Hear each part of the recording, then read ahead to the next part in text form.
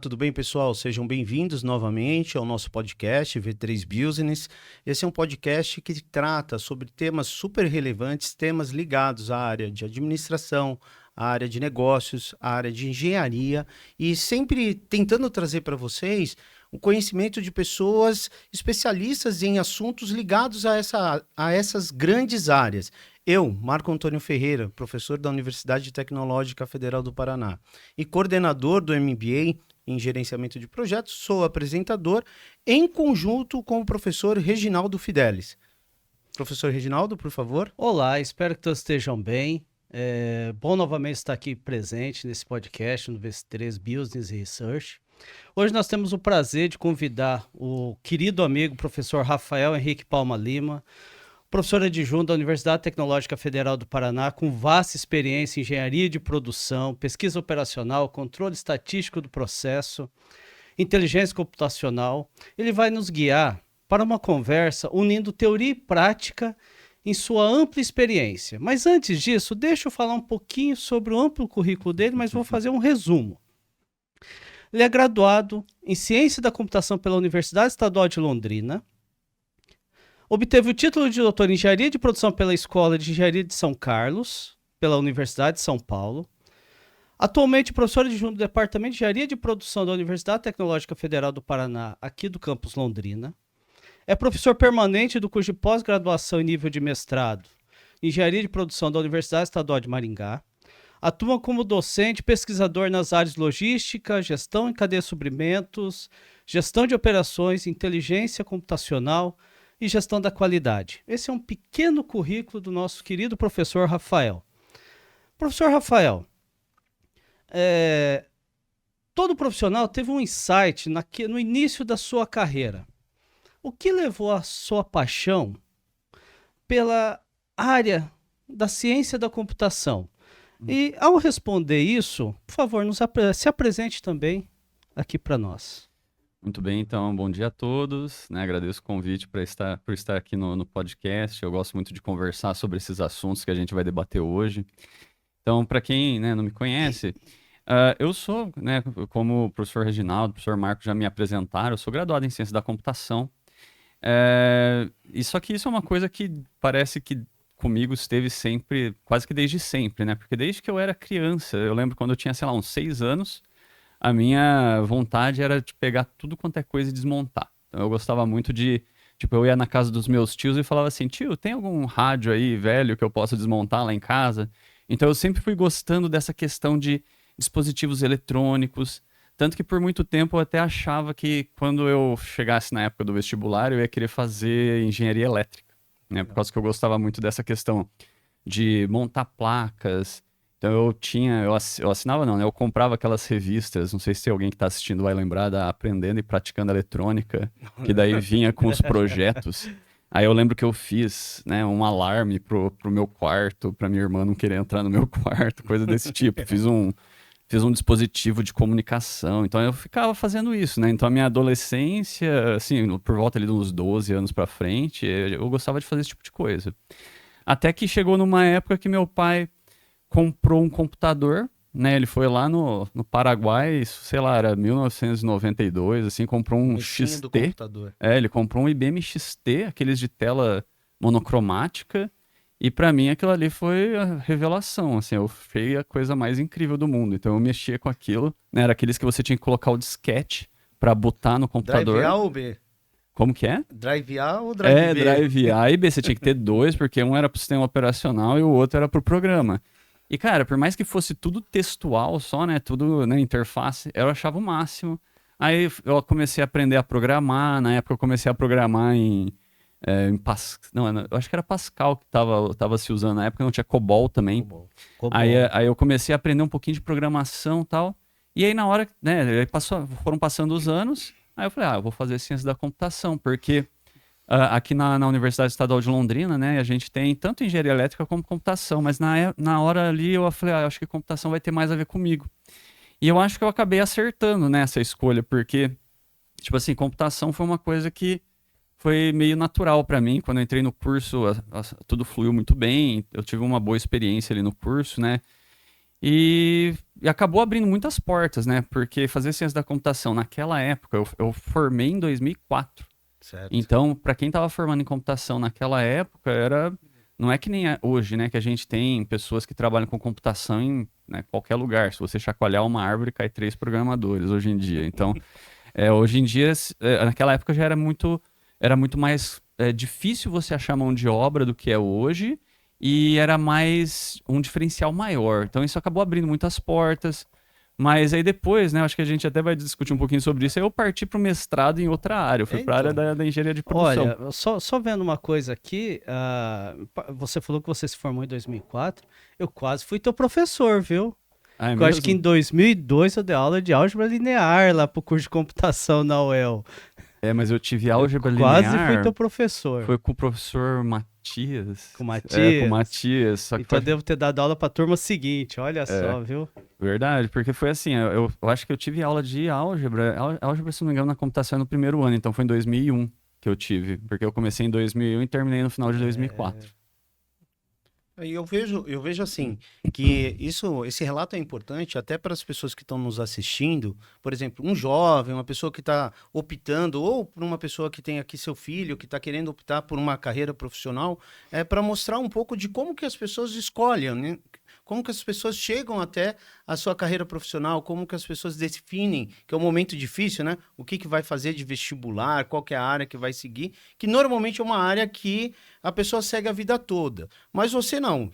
Terminou a graduação ali e você foi fazer, foi para outra área, se eu não me engano, engenharia de produção, foi fazer mestrado, doutorado. Eu queria que você contasse um pouco sobre como que foi essa transição para fazer engenharia de produção.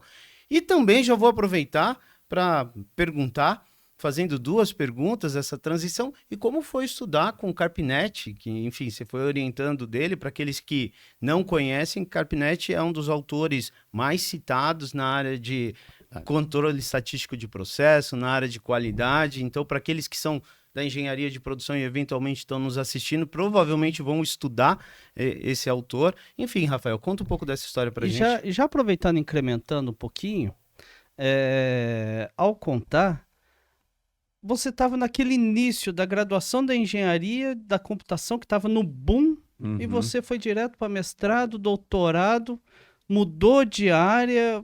Assim, a grande maioria deve ter ido pro mercado, você foi para academia.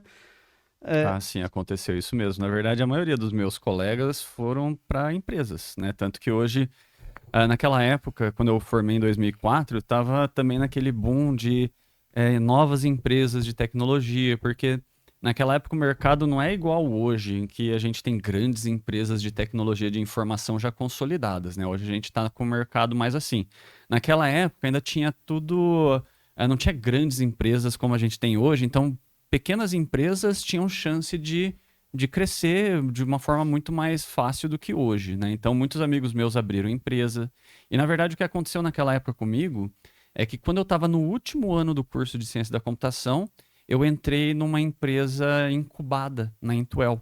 Então eu trabalhava chamava Genka Desenvolvimento de Software, que na verdade era uma empresa da professora do curso, que era a Jandira Genka, né? O nome da empresa é o sobrenome da professora. E aí eu me formei já estando, né, nessa empresa, eu era sócio da empresa, e aí depois de eu me formar, eu continuei na Genka mais por um ano e meio, e aí surgiu uma oportunidade até por intermédio da professora Jandira, porque ela tinha feito, se eu não me engano, mestrado e doutorado lá na Escola de Engenharia de São Carlos, mas eu acho que ela tinha feito na engenharia mecânica, né? Se eu não me engano, tá? Se um dia eu encontrar com ela, depois ela me corrige. Mas ela tinha feito lá a pós-graduação e ela falou, olha, eu tenho uma parceria, um projeto com o professor Carpinetti no departamento de engenharia de produção, e ela me indicou para fazer o mestrado. E aí eu nunca tinha parado para pensar em mestrado, porque quando eu formei em 2004, quando eu defendi meu TCC, eu era daqueles alunos que falava assim, né? Nunca mais vou estudar na minha vida, né? Nossa, formei, não quero mais isso para mim. E aí, se você for ver, eu tô há 20 anos estudando desde então, né? Mas aí o que aconteceu? A hora que ela falou isso, eu entrei em contato, pesquisei sobre o programa, E eu achei interessante, né? Por que que eu achei interessante fazer na engenharia de produção? É porque na época, lá na Genka, a gente estava desenvolvendo softwares para controle de chão de fábrica na indústria de móveis, né? Então a gente tinha clientes lá em Arapongas. Aí a gente também tinha sistema de automação de força de vendas. Então a gente tinha lá um sistema que funcionava naqueles Palm Tops, que era o Palm OS na época. E aí a gente tinha alguns outros projetos, todos eles voltados para atuação em empresa, né, para gestão. E aí eu achei interessante porque, assim, na época eu sabia bastante de computação, mas eu não sabia muito bem como que era a produção, o que é uma empresa, né? Tipo, como que funciona uma indústria. E aí eu achei que isso fosse realmente complementar, porque uma coisa que a gente vê muito na computação, a gente aprende muito a parte de algoritmos, de desenvolvimento, de tecnologia, mas a gente não sabe onde que aquilo vai ser utilizado. E aí eu falei, poxa, eu vou fazer então esse mestrado para começar a desenvolver esse outro lado. Legal. E aí eu ingressei no mestrado, foi em 2006, no comecinho de 2006, que daí eu entrei no programa de engenharia de produção lá da USP de São Carlos. Que legal. E aí você foi estudar com o Carpinet, né? Você foi se orientando do Carpinet. E como que foi? Eu acho que esse é um desafio até para aqueles que são programadores, que é conhecer um pouco da área gerencial, que é entender um pouco dos processos de negócio da empresa para conseguir implantar uma solução que seja efetiva. Mas você foi estudar, enfim, foi se orientando de uma das pessoas mais conhecidas na área de qualidade. Como que foi esse processo? Como que foi esse desafio? Eu fui orientando, por exemplo, do Charbel, e todo mundo, quando me encontrava no corretor, falava assim, pô, Marco, quem que é teu orientador? Eu falava assim, o Charbel. As pessoas viravam para mim e falavam assim, boa sorte.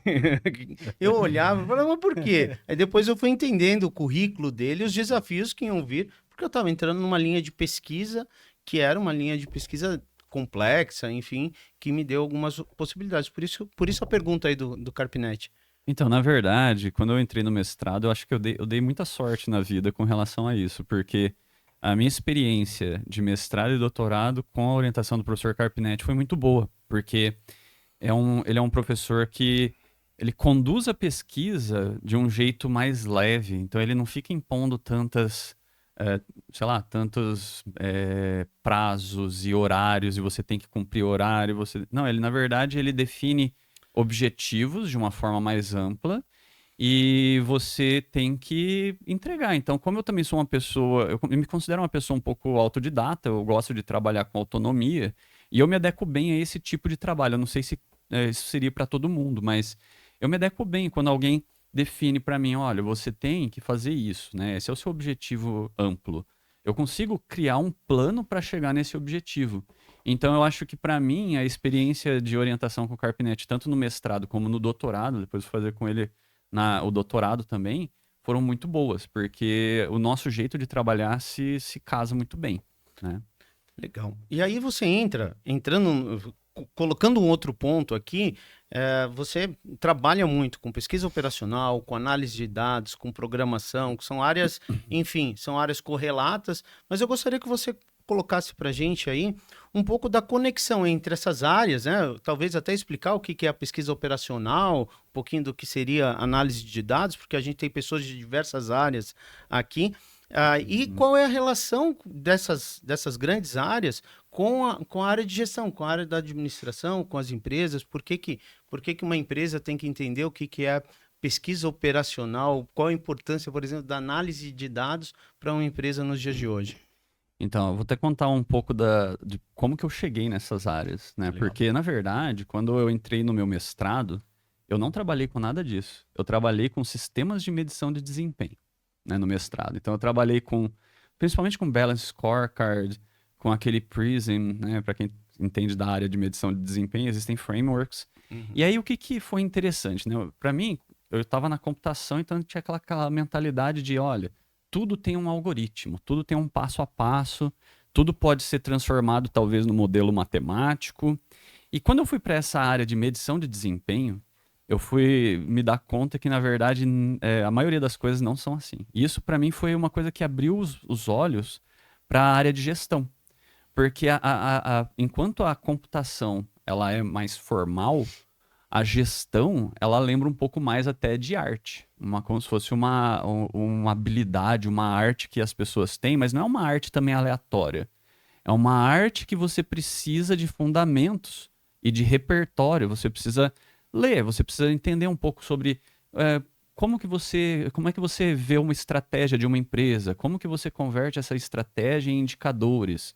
Por mais que você não tenha, como é que você desdobra ações na empresa para cumprir os objetivos estratégicos. Então, por mais que não exista um modelo formal de desenvolver isso, existem autores, existem abordagens que mostram, olha, existe, por exemplo, na época a gente falava muito do desdobramento da qualidade, ou Sim, então sim. policy, eu esqueci o nome, é policy management, alguma coisa assim, né? Policy de políticas, né, da empresa. Então, naquela época se falava muito disso, do desdobramento das ações e tal, e aquilo para mim era assim, né? Por um lado, eu pensava, poxa, mas não existe uma entrada que vai sempre dar uma mesma saída, não é um algoritmo. Por outro lado, é uma estrutura, né, um framework, que se você olhar para aquilo, você tem que, né, como gestor, você olha para a sua empresa, olha para aquele framework e fala assim, como é que eu vou fazer isso acontecer na minha empresa? Então, essa abertura para áreas mais de gestão, que não são tão formais, isso para mim foi muito enriquecedor, porque daí eu tirei a minha cabeça da computação, né, do sistema, do algoritmo, e fui para a área de gestão. Tanto que o meu mestrado, aí depois o doutorado, eu fui estudar gestão do conhecimento. Gestão do conhecimento. Foi gestão do Para a área, conhecimento. área completa, área de recursos humanos, enfim. Exatamente, só que daí era assim, olha, na época eu estudei gestão do conhecimento, como que o conhecimento se difunde dentro de arranjos produtivos locais. Tá. Por exemplo, aqui em Londrina a gente tem a APL de TI, mas existem muitos APLs, né, arranjos produtivos locais no Brasil todo. E na época eu fiz 5 estudos de caso em APLs, aí eu fui, um dos APLs que eu trabalhei foi em Juruáia, no APL de... É engraçado até falar assim, porque eles têm uma indústria muito forte de lingerie lá. Legal. Então eles têm, sei lá, 80 empresas que trabalham nesse setor. Então eles têm uma central lá que eles reúnem os empresários para eles poderem trocar conhecimento entre si. Porque sozinhos eles não vão ter força para se diferenciar, para melhorar a tecnologia, para melhorar a produtividade. Então eles têm esse ambiente de colaboração, onde eles trocam conhecimentos e tal. E na época, no meu doutorado, eu foquei o estudo nesse tipo de interação. Como que os APLs, como que o fato da gente ter um monte de empresa aglomerada no mesmo local pode beneficiar a geração de conhecimento. Que não tem nada a ver com computação. Exatamente, completamente diferente. É uma área. Bom, eu mesmo, não, conhecendo o teu currículo e tal, eu não conhecia, conhecia esse estudo, mas basicamente quando a gente vai estudar administração, eu costumo colocar para as pessoas que a gente consegue mapear processos, a gente consegue padronizar processos, a gente consegue transformar a estrutura formal de uma empresa, né? O conjunto de cargos, salários e etc. Porém, tem um fator que é totalmente preponderante numa empresa, que é o fator humano, né? Que são as pessoas que vão mudar aquilo que você preveu. É muito complexo e difícil, e que bom que seja assim, a gente trabalhar e organizar processos para fazer com que pessoas tenham comportamentos que resultem e que cheguem a resultados que vão trabalhar, enfim, que vão dar resultado para a organização. Então, quer dizer que trabalhar com pesquisa operacional, análise de dados, foi pós-doutorado?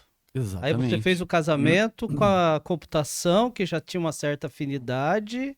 Então, isso aí E juntou já com processos de pesquisa. Foi por isso que eu entrei nesse assunto, Reginaldo, porque assim, ó, eu no meu mestrado e no doutorado, eu acabei trabalhando com coisas que não tem, não é que não tem nada a ver, mas na verdade é uma trajetória, né? Então eu não posso falar que não tem nada a ver, porque na verdade foi a trajetória que eu segui.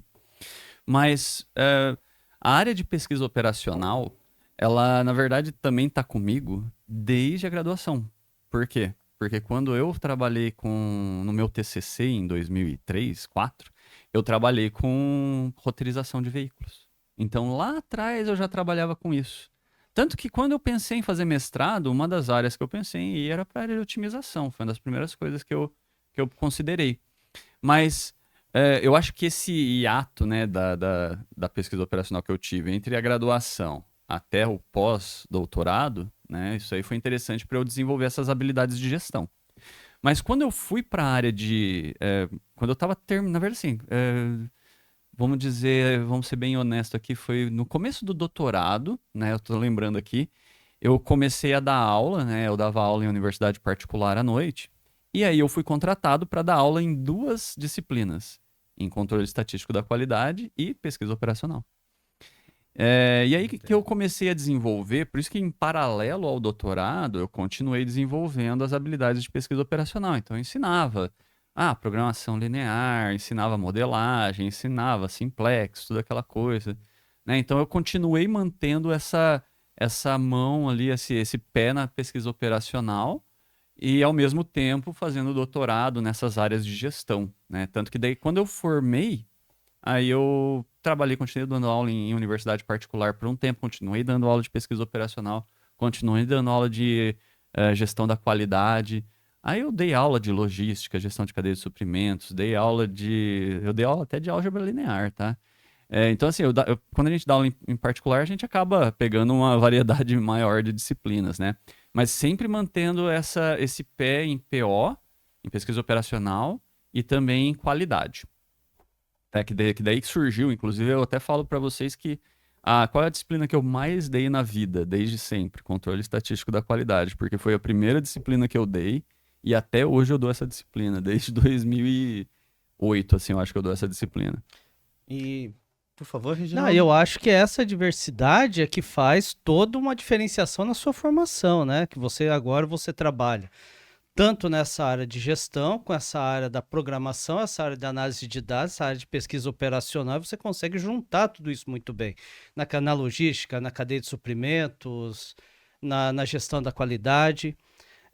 E até nisso eu gostaria de perguntar para você, como que elas estão hoje? Você vê algum desafio? Ou como que o mercado está trabalhando? Porque assim, ao meu ver, quando a gente fala na indústria 4.0, a gente fala com todo esse desenvolvimento que está acontecendo hoje, dados é o nosso petróleo hoje, né? Só que as empresas estão conseguindo trabalhar com isso? Bom, então, Reginaldo, eu vou te dizer que mesmo a gente estando em 2024, as empresas mesmo têm muita dificuldade de trabalhar com isso, né? A pesquisa operacional em si, como uma área de pesquisa, ela já é uma área mais consolidada, né? Então, se a gente pega pesquisas na área de pesquisa operacional pura mesmo, né? Vamos falar da parte de modelagem, na parte de algoritmos de resolução de problemas de otimização, é uma área mais consolidada, ou seja, os avanços, eles são mais incrementais, tá? Aí uma área que a gente poderia considerar ela uma sub-área da pesquisa operacional, que é a área de mineração de dados, né? Tanto que se você for para congressos de produção, a área de machine learning, mineração de dados, é uma sub-área da pesquisa operacional. Essa sim é uma área que hoje em dia está em amplo crescimento, né? Mas ainda assim, quando a gente vai para as empresas, né, eu vou até contar uma história assim para você entender como que PO, por mais que seja uma área super consolidada, com pesquisas muito avançadas, a hora que a gente chega na empresa, a realidade é diferente. Quando eu estava, esses tempos atrás, eu fui numa empresa, né, isso uns 3, 4 anos atrás, aí eu estava conversando, né, mas vocês usam alguma coisa de pesquisa operacional aqui, né? A empresa, não, a gente até aprendeu isso aí na universidade, mas não usa não. Mas como é que vocês fazem o planejamento de produção aqui? Então a gente joga aqui tudo no sistema e aperta esse botão aqui, otimizar. Assim, não estava escrito otimizar no botão, tá? Vou ser honesto, né? Mas o que aconteceu? O botão era gerar planos de produção. Ou seja, por trás está rodando um modelo de PO. Sim. Que está gerando, né? Então ele está analisando as demandas, os estoques, as matérias-primas e gerando, olha, o que tem que produzir em cada dia para atender a demanda, para respeitar a capacidade e tudo mais, né? Então, por trás está acontecendo o modelo. E qual que é o desafio das empresas hoje? As empresas hoje, ou elas teriam a oportunidade de utilizar mais pesquisa operacional, mas não usam, ou elas usam, e aí é até perigoso isso, sem saber o que está acontecendo por trás ali daquele modelo. Porque a gente às vezes fica muito confortável com a conveniência de, tem um software ali que resolveu. Como é um software que eu comprei e paguei caro, deve ser bom, né? Mas no fundo a gente não sabe, olha, que técnica que está usando por trás? Quais são as limitações? Será que tem algum caso extremo que a solução não vai sair bem? E eu nem sei analisar se a qualidade da solução é boa.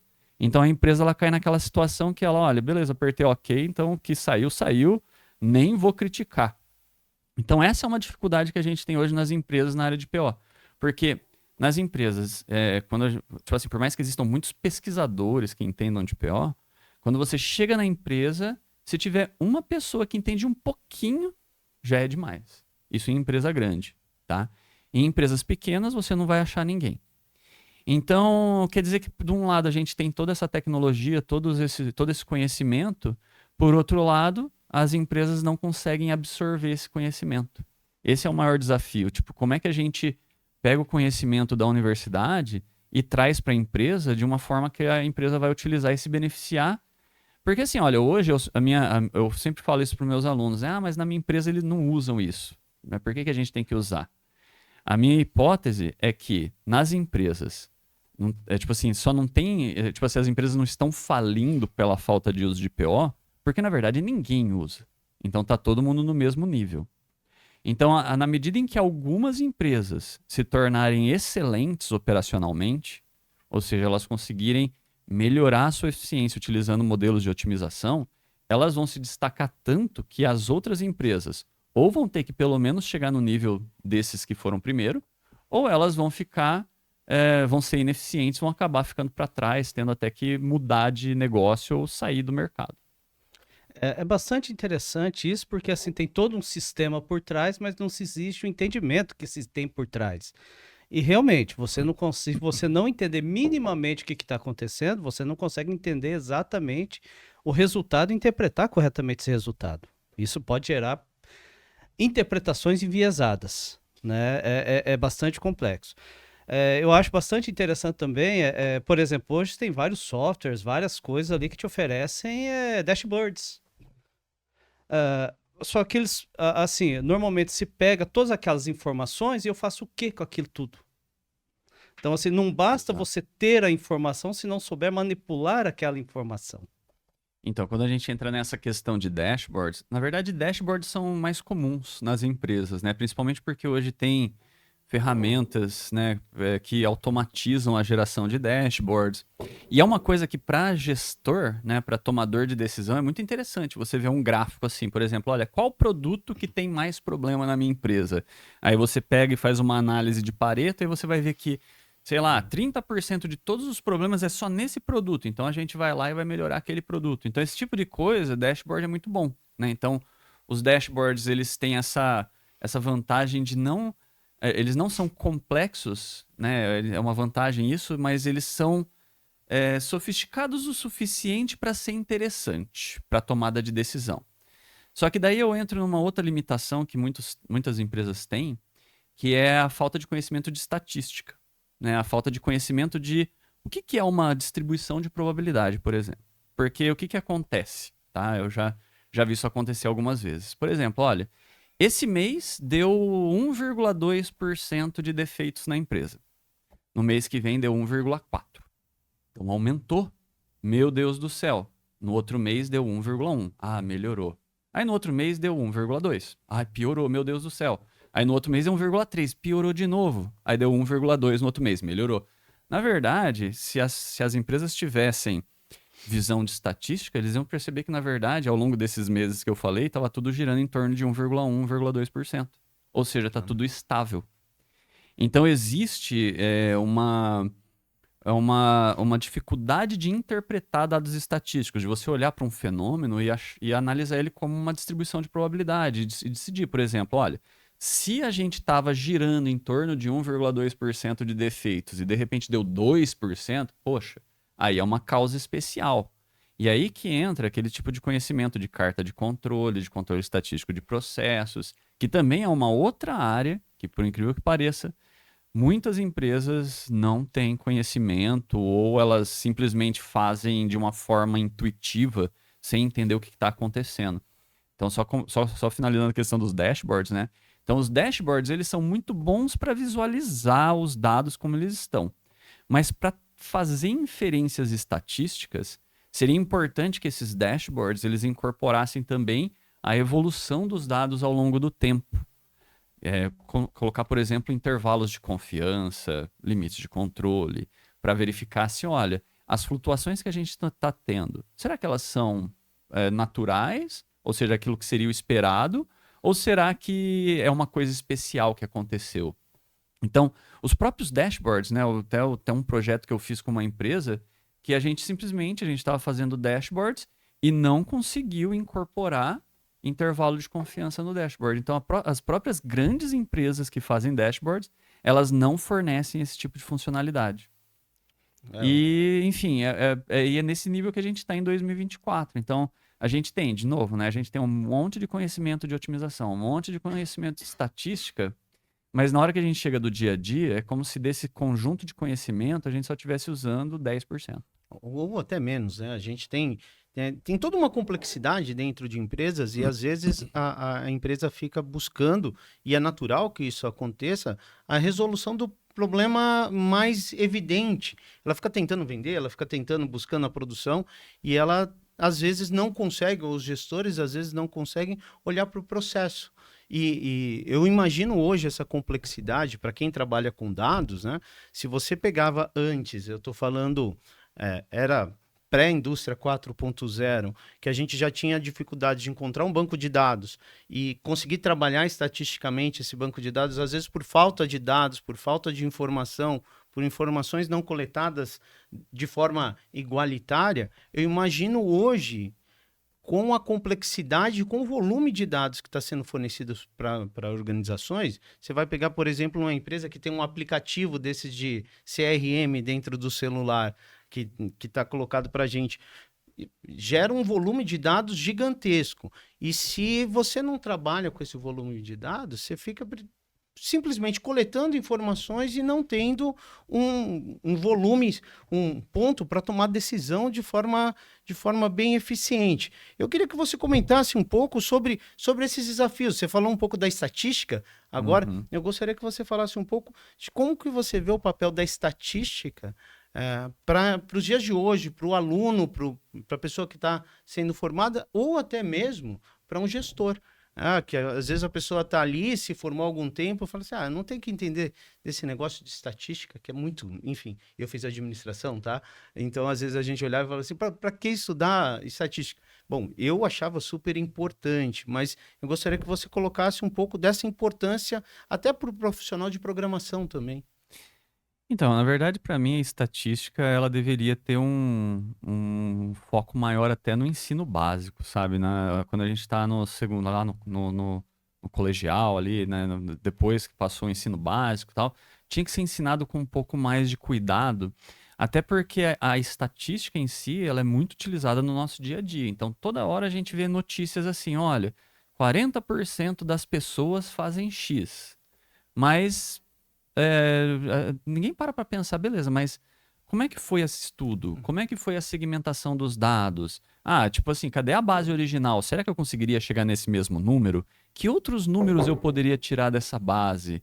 Será que essa porcentagem ela é muito diferente de outros países, né? Então, às vezes a gente vê assim, no Brasil, tantos por cento das pessoas fazem isso, ou acontece isso. Mas como é que é no resto do mundo? Então, essa noção de estatística, ela gera muito senso crítico nas pessoas. Tanto senso crítico para a vida no dia a dia, né, na nossa vida aqui no mundo, né, que a gente vive, até para a gente entender melhor notícias, entender melhor relatórios empresariais, governamentais, e também para quem vai trabalhar com tomada de decisão. Porque... quem não entende de estatística, às vezes tende a exagerar a reação para alguns resultados, que na verdade são simplesmente normais, e não conseguir captar outros casos especiais que, por conta da falta de sofisticação no entendimento de estatística, a pessoa não consegue capturar ou detectar alguma coisa, né? Então, aí a gente tem uma dificuldade que vem até do ensino básico aqui no Brasil, que o ensino de estatística é muito fraco. E aí chega na universidade, a gente também tem situações em que alunos eles saem da graduação conhecendo muito pouco de estatística. Ou porque nem tiveram a disciplina, ou porque às vezes ela não foi ministrada de um jeito que gerou aquela vontade do aluno de pensar, poxa, como que isso aqui se manifestaria na situação que eu vou trabalhar lá no mercado de trabalho, né? Então esse é um ponto que eu acho que assim, estatística, né, para quem ainda está fazendo estatística, para quem está estudando a graduação ou para quem está fazendo pós-graduação, aproveitem bastante essas aulas, porque vai ser um grande diferencial na carreira de vocês. Mas assim, olha, sobre a questão dos dados, né, Marco? Eu queria comentar um pouquinho sobre isso, porque lá em 2004, sei lá, quando eu comecei a trabalhar com software, realmente existia uma dificuldade muito grande em a gente ter dados para analisar os fenômenos. Hoje em dia a gente tem o oposto. A gente tem, muitas vezes, um excesso de dados e uma dificuldade de fazer a curadoria desses dados.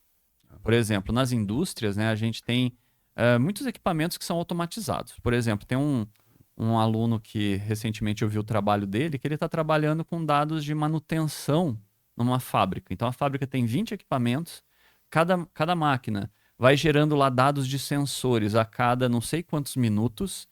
E aí, na hora que você vai ver, em um ano, você tem 12 milhões de linhas de dados para analisar. Como que a gente analisa isso? Né? Quando a gente também tem esse vasto conjunto de dados, como é que a gente separa esses dados? Eu vou analisar esses dados para buscar o quê? Né? E tipo, a gente vê isso muito também. Vamos pegar outro exemplo, né? Sair da indústria, mas a gente vê isso muito em redes de supermercado, redes varejistas. Então a gente vai hoje no supermercado, aí a empresa quer que você coloque o CPF na hora de fazer a compra. Não é porque eles são bonzinhos e querem dar um desconto para você só porque eles acham você legal. É porque eles querem ter mais pontos de dados para saber todo o seu comportamento de compra e poder planejar melhor estoques, que produtos comprar, onde que vai colocar cada produto. Então, eles usam esses dados para tomar várias decisões que vão tornar as operações deles mais eficientes. Então, eu acho que foi o Reginaldo que falou, hoje em dia, dado é o novo petróleo, né? Então, a gente precisa desses dados para conseguir tomar decisões que vão tornar as operações mais eficientes. E no caso das redes de varejo, isso já é uma coisa mais madura, né? Diferente na indústria é menos maduro, em empresas pequenas aí já é praticamente inexistente, tá? Na verdade, hoje em dia, né, as empresas elas estão doidas pelos nossos dados, essa que é a verdade. Eles querem, por exemplo, se você vamos supor que você baixa um aplicativo no celular, você tem que se cadastrar lá com a conta do Google para você poder usar o aplicativo, porque daí eles conseguem rastrear todo o seu comportamento. E hoje em dia, se vocês forem pensar quantas contas que a gente não tem, que a gente tem que associar de alguma forma à nossa identidade. Tudo isso é para gerar esses dados, mas aí a gente cai nessa situação, que tem vastos volumes de dados. Para analisar isso, é difícil achar profissional que consegue abstrair toda essa, né, tipo, de todo esse volume de dados, o que daria para fazer com isso? E como fazer? Como que a gente extrairia esse conhecimento? O que é realmente importante, né? O que seria realmente importante para a empresa tomar decisão, para a gente conseguir alterar processos? E para quem está nos assistindo, a minha percepção é que essa análise ainda é muito pequena. Essa análise de dados ainda é muito pequena. Eu tenho itens cadastrados, por exemplo, nos supermercados. A minha sensação é que eles não usam os dados que eu estou passando para eles para efetivamente, ou para muita pouca coisa. Então, eu acredito que mesmo nas redes varejistas que você citou, a análise ainda não consegue me dar processos preditivos. Seria mais ou menos quando eu entrei no supermercado, eu, que gosto de alguns produtos, recebi uma informação no meu celular que aqueles produtos estão em promoção para me chamar até o celular. Eu, pelo menos, ainda não vi isso. Bom, Reginaldo, pode colocar a pergunta aí. Não, é seguindo essa mesma linha, porque assim, a questão de profissionais que executam essa atividade, porque eu acho que o mercado está muito em falta hoje, né? Acho que hoje é o data science, né? O que vai juntar toda essa questão de programacional com essa questão estatística. Mas o mercado, acho que falta esse profissional. E por outro lado, você também tem a dificuldade da cultura organizacional, de aceitar esse profissional para poder fazer essa junção. Né, para aceitar esses dados e depois a qualidade desses dados, para poder fazer a análise desses dados, porque depois você vai ter que fazer todo um trabalho em cima disso, né? Exatamente. Como é que tá? Você colocou a questão da importância da estatística nas graduações, tudo. Assim, mas como que tá esse desafio de conseguir para as empresas que pelo menos têm a intenção de tratar esses dados? Como que tá para se ter esse profissional? O mercado tem esse profissional? Bom, Falta esse profissional? Como que tá isso? na verdade, ainda é um misto de opiniões, né? Porque, por um lado, né, só para contar, né? Porque eu estava na área de pesquisa operacional, mas nos últimos anos eu tenho trabalhado bastante com a área de mineração de dados. A gente tem um grupo de pesquisa, né, de otimização e mineração de dados na UTF-PR, e a gente tem trabalhado com vários alunos. A ideia era, inclusive, que viessem alunos que estão interessados em pesquisa operacional ou mineração de dados. Mas, sei lá, 90% dos alunos que procuram a gente é para trabalhar com mineração de dados. Por quê? Porque hoje o mercado para quem trabalha com mineração de dados está muito aquecido, né? Então a gente tem empresas até quem trabalha remoto para empresas no exterior, na área de análise de dados. Então esse tipo de oportunidade de trabalho chama a atenção dos alunos e todo mundo tem interesse. Só uma palhinha, só explica para o ouvinte o que é mineração de dados. Tá. Bom, a mineração de dados, propriamente dita, é um termo meio amplo, tá? Que a gente poderia entender da seguinte forma. Vamos supor que a gente tem bases de dados, né? Então a gente tem lá aquele monte de dado que, na verdade, às vezes não está sendo usado para nada, né? Vamos pegar o exemplo do supermercado. Então tem uma base de dados que para cada cliente, em cada dia, o que que ele comprou, que horário, em que loja. Então a gente tem esse monte de dados. Esses dados por si só não geram conhecimento para ninguém.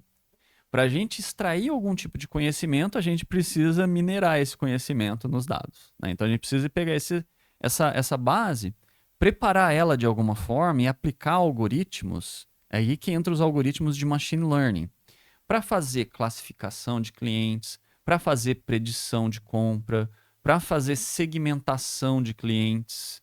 Então, quando a gente pega essa base, a gente pode aplicar algoritmos diferentes, de formas diferentes, para extrair conhecimentos diferentes. Então, mineração de dados, né, de uma forma bem simplista, é isso. É como que a gente pega essas bases de dados, aplica esses algoritmos e extrai conhecimentos que vão ser úteis para a tomada de decisão. Então, quando a gente entra, né, na questão de... inclusive, esse exemplo que eu dei é muito simples a princípio, mas vai fazer isso lá, né? Porque, na verdade, quando você chega na empresa, não tá tudo bonitinho, assim, tem lá um arquivinho lá do Excel que tem todos os dados e aí a gente vai extrair o conhecimento dele. Não é assim que funciona, né? Na verdade, vai ter um monte de tabelas e dados espalhados por toda a empresa, coletados em cada situação diferente. Então pode ter dado, por exemplo, dado lá do site, dado que vem da loja, dado que vem do aplicativo, dado que vem de sabe Deus aonde. Então vai ter dado de, por exemplo, assim, não sei, pode ter dado até de, por exemplo, hoje em dia a gente tem celular e tal, pode ter dado até de rastreamento. Olha, essa pessoa entrou na loja em qual dia, em qual horário. Eu acho que isso né? acho que isso é super legal de colocar, Rafael. O supermercado, para aqueles que... Ele consegue identificar esses... Quando a gente... A hora que eu coloco lá meu CPF naqueles... no supermercado, ele consegue identificar quando eu estou chegando no Então, supermercado? é assim, olha, aí eu só posso hipotetizar, porque também tem questões de lei geral de proteção de dados, né, que a gente tem que se atentar. Então, acredito que a maioria das empresas respeita as leis, né? Mas tecnologicamente falando, seria possível eles simplesmente saberem que, olha, você tá vindo aqui no mercado. Nesse sabe? exato momento. Tipo assim, mas eu acho que também essa informação talvez não seja o crucial. Por exemplo, as empresas, eles, no caso do supermercado, seria interessante eles saber que hora que você geralmente vai no supermercado, porque daí ele consegue prever, olha, quantas pessoas vai ter aqui, essas pessoas que vão vir geralmente compram o quê, qual é a média de gasto, então eles conseguem também fazer uma previsão de faturamento, né?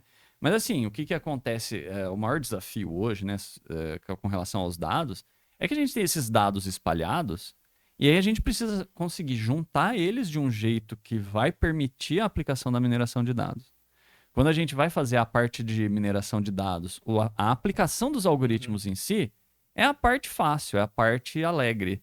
O duro é você preparar a base, juntar todos esses dados e deixá-la num formato que vai permitir a aplicação da mineração de dados.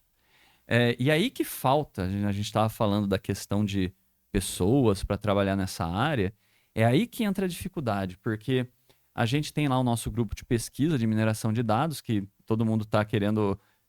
na verdade, sim, a gente tem muitos alunos que vieram fazer TCC, iniciação nessa área, e aí agora estão trabalhando em empresa de análise de dados como se eles tivessem sido formados em ciência da computação. Por quê? Porque para fazer análise de dados tem que saber programar, tá? Não adianta querer falar assim, não, é só jogar lá numa planilhinha, arrastar aqui e ali, vai sair uma análise super profunda dos dados. Não, isso não vai acontecer. Você precisa saber programar. Hoje em dia a linguagem de mercado é o Python, então para quem tiver interesse de entrar nessa área, inclusive fica a dica, olha, não tem como escapar muito de programação. Vocês vão ter que aprender a programar em Python, vocês vão ter que aprender um pouco sobre banco de dados, vão ter que aprender, por exemplo, o que é uma chave primária de uma tabela, como que se relaciona com uma chave estrangeira de outra tabela para poder juntar os dados. Então, esse tipo de coisa que é difícil, porque por mais que hoje, né, a gente tenha muitas pessoas interessadas e até estudando, fazendo cursos online sobre o tema, é difícil de achar aquelas pessoas que seriam sênior na área, né? No sentido de ter aquele conhecimento mais aprofundado, mais experiente. Eu acho que, como a gente está nessa área, assim, a parte de análise de dados existe há muito tempo, mas esse boom tem, sei lá, os últimos, né, desde a época da pandemia, um pouquinho antes que começou isso, então vamos dizer que tem uns 5 anos, né?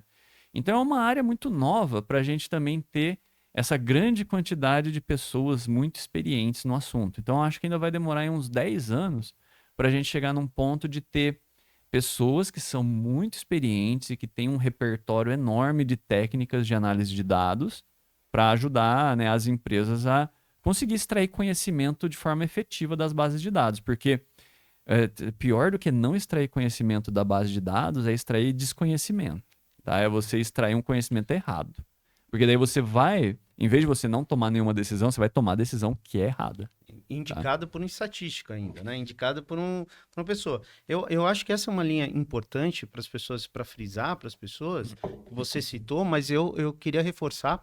Eu queria que você dissesse, assim, para um estudante, para uma pessoa que está começando a olhar, ou para uma empresa, quais são os conhecimentos, você citou por cima o Python, quais são os conhecimentos necessários para uma pessoa que quer ser um analista de dados e já está formado, por exemplo, então não vai fazer uma graduação, às vezes, em análise de dados, quais são os conhecimentos para a pessoa iniciar a fazer análise de dados em empresas? O que ele tem que aprender? Isso, é bastante interessante essa pergunta, viu? Qual é o caminho que ele tem que seguir? Porque, assim, até um tempo atrás, você colocou uma frase bastante interessante, que ele tem que saber programar, né? Porque até um tempo atrás a gente só mexia com software estatístico. Só que hoje, com grande volume de dados, isso não é mais o suficiente, porque ele é limitado à quantidade de linhas, né? E você precisa saber programar. Então, qual é o caminho, continuando então a pergunta do Marco, qual é o caminho que ele tem que seguir? Então, quando a gente vai trabalhar com mineração de dados, né, por que a gente não usa esses softwares visuais, né? Seria muito confortável se fosse só arrastar aqui e ali, né? Teve até um caso interessante durante a pandemia, de uma pesquisa que estava sendo realizada lá sobre o Covid na época, né? Que a pesquisa chegou numa conclusão incompleta, porque eles começaram a usar o Excel, aí na hora que eles abriram o Excel, só abre 1 milhão de linhas. E aí eles perderam, sei lá, 3 milhões de linhas, porque o negócio... Eu não lembro, assim, para quem entende do assunto, eu tô aqui aproximando os números. Mas o Excel, por exemplo, tem um limite de 1 milhão de linhas. E abre um arquivo no Excel com 1 milhão de linhas para você ver se você vai conseguir trabalhar, né? Não dá para usar tabela dinâmica. Não dá, Não gente. dá, ele trava. É porque assim, olha, vamos supor... Trabalhoso. Por que eu não tô falando mal do Excel, né? Eu tô falando mal de programas de planilha de uma forma geral. Pode ser o Google Sheets, pode ser o LibreOffice, pode ser o que for. Tem essa limitação. Porque quando a gente vai trabalhar com esse tipo de programa, ele é bom para... Eu preciso fazer um gráfico, né? Então eu vou lá e arrasto aqui e ali, tá? Eu fiz um gráfico. Mas vamos supor que você tem 1000 produtos na sua empresa e você tem que fazer um gráfico para os 1000 produtos. Quanto tempo você vai gastar para fazer isso? Então, haja estagiário para fazer isso, né? Exato. Agora, se você souber programação, o que você vai fazer? Você vai fazer um for para cada produto, faz o gráfico. Em 1 minuto vai estar feito todos os gráficos. Então, se você quer ser produtivo na área de mineração de dados, você tem que saber programação. Senão você não vai conseguir automatizar. Todo trabalho que é repetitivo é um tipo de trabalho que poderia ter sido passado para um programa de computador fazer. Então, se alguém chega assim para mim, olha, faz um relatório aqui de todos os clientes, aí você tem 1000 clientes. Faz um programa, então, que gera esses relatórios. Então, é por isso que uma pessoa que trabalha com análise de dados, mas não sabe programar, vai ser um profissional limitado, né? Então, ele até pode entender muito sobre análise de dados ou até estatística, mas na hora de fazer o que a empresa precisa, ele não vai conseguir fazer. Então, tem que ser alguém que, por exemplo, né, vamos pegar um outro aspecto da questão da programação. Vamos supor que daí eu falei aquele exemplo, a gente tem um monte de arquivo separado, aí cada arquivo está num formato diferente. Como é que a gente vai juntar isso? Não é abrir um no Excel aqui, no outro aqui, Ctrl+C, Ctrl+V e apagar. Imagina, vamos supor que vocês têm que falar assim, olha, todo o valor que está vazio, eu tenho que colocar a média daquela coluna naquele valor vazio para ter um valor, né? Como é que você vai fazer isso no Excel, sabe? Então, agora voltando à pergunta original, né? Por isso que eu falo que, assim, olha, para você ser um profissional completo na área de mineração de dados, análise de dados, é importante que você tenha uma base de programação boa, tá? Focando em linguagens que são usadas nessa área, principalmente o Python que se usa, tá? Existem outras linguagens, por exemplo, o R também é usado. Tem algumas universidades que usam o Julia, que é uma outra linguagem de programação, mas de longe, Python é a linguagem mais utilizada. Então, quando eu falo assim, olha, a pessoa tem que saber programar, não é que ela tem que saber, por exemplo, desenvolver um aplicativo de computador, desenvolver um aplicativo de celular, que é um negócio muito mais complexo. É só aprender a programar no sentido de fazer scripts. Fazer isso, olha.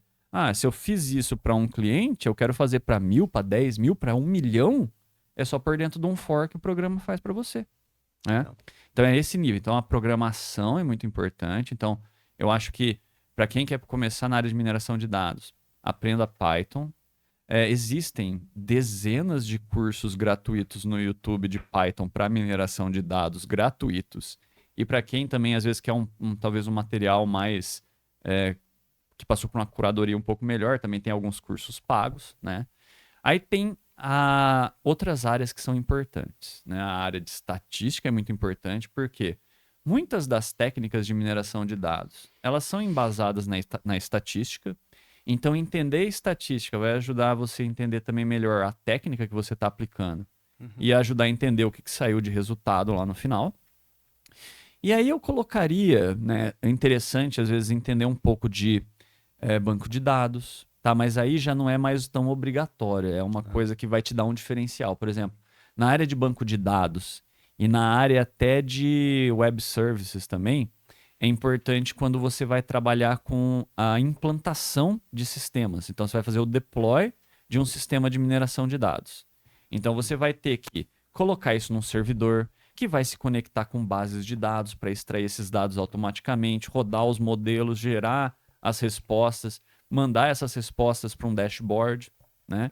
Então, essa integração toda daí já é uma coisa mais avançada.